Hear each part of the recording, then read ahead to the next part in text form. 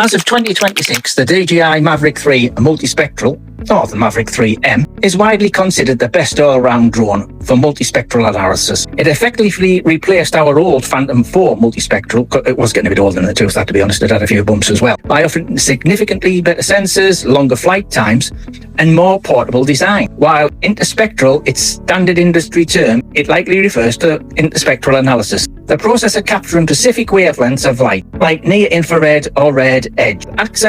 This accesses plant health, soil moisture, and environmental changes. Now, just in case you think it's a little bit expensive, I'll give you two choices. So my top recommendation is what we've got, and which I'm going to do a video with, is the DJI Mavic 3 Multispectral of the Mav 3M. Depends how you want to say it, you know. The Mavic 3M is the gold standard for precision agriculture environmental monitoring due to its highly integrated imaging system. Multispectral sensors it features, 4 5-megapixels cameras covering green, red edge, and near-infrared. There used to be another one, but they dropped that off. They are essential for calculating indicators like NDVI, crop health, or NDRE as well. High-resolution RGB. It includes a 20-megapixel camera, 4/3 sensor with the mechanical shutter, making it excellent for high-accuracy surveying and 2-3D mapping simultaneously. Efficiency. It offers 43 minutes of flight time, well, as long as it's not too windy, mate, allowing you to cover up to 200 hectares. Now, that's approximately 500 acres. I'm not into all that, mind, but the farmers are, in a single flight. Precision. When using the RTK model,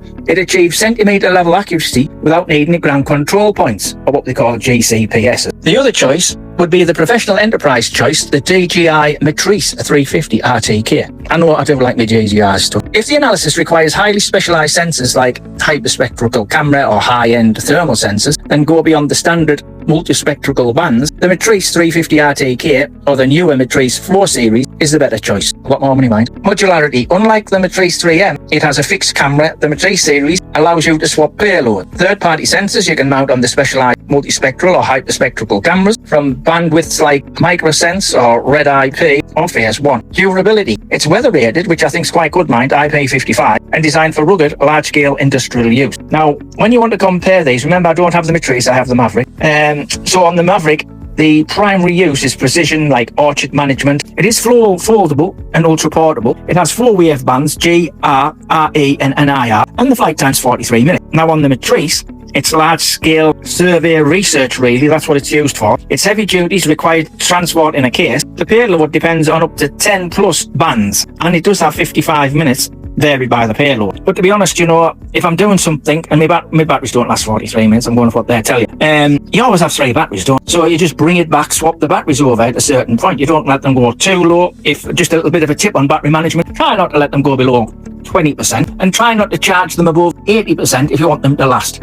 Make sure you number your batteries and rotate them round. Therefore, they're going to last longer. Now, one of the other things I would say is, what's it best for? So the first one's best for crop scouting and mapping, and the other one's best for advanced scientific research. My multispectral matters in your analysis. Standard cameras only see red, green, and blue. Multispectral sensors see the visible light refracted by vegetation. Images showing spectral curves with highly stressed vegetation. Healthy plants reflect high amounts of near-infrared, what they call NIR, and low amounts of red light. Stressed plants reduce less NIR and more red light. This is how you can tell when you're doing it, see?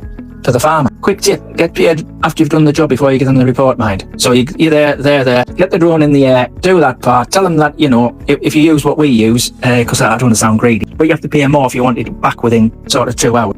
So $19, but obviously we pay in sterling per report. So what we do is make sure at that point, when it's gone up in the air, done that data, I won't pay, because it's not worse than running after a farmer for the money. Now, by completing the interspectral bands, the drone software can generate a heat map showing exactly where the field needs more water and fertilizer before the damage is visible to the human eye. Now note, if you're performing deep water analysis on atmospheric research, be aware that the Mavic 3 removed the blue band. That's what I was telling you about before. That was present on the old P4 multispectral.